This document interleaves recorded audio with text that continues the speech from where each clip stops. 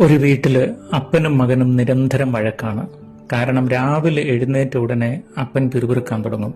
Bedsheet മടക്കി വെക്കട, ലൈറ്റൊക്കെ of ചെയ്യട, ബാത്റൂമിലെ pipe മുറുക്കി അടക്കട, പുറത്തെ ലൈറ്റ് ഓഫ് ചെയ്യ്, ഡോർ അടക്കി, ഇങ്ങനെ എല്ലാത്തിനും ഉപദേശിച്ചിരുത്തേറ്റി ഇവനൊരിക്കലും ഒരു ജോലി അന്വേഷിച്ച് പോവാണ്.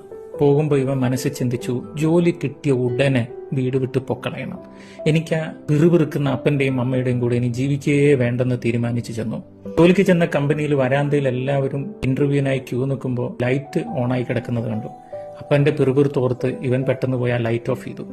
വഴിയിൽ ജനങ്ങൾക്ക് തടസ്സമായി ചെയറുകൾ നിൽക്കുന്നത് കണ്ടു. അതവനെടുത്ത് സൈഡിലേക്ക് മാറ്റിയിട്ടു. എല്ലാവരുടെയും ഇന്റർവ്യൂവിന്റെ ഇടയിൽ ഇവന്റെ സമയമായി ഇവൻ ഇന്റർവ്യൂവിനകത്ത് കയറി ഇവന്റെ ബയോഡാറ്റ കൊടുത്തു കഴിഞ്ഞപ്പോൾ പുഞ്ചിരിച്ചുകൊണ്ട് കമ്പനിയുടെ മുതലാളി അവനെ നോക്കി പറഞ്ഞു, നിന്റെ ഫയലിന്റെ ആവശ്യമില്ല, നിന്നെ ഓൾറെഡി ജോലിക്ക് എടുത്തു എന്ന്.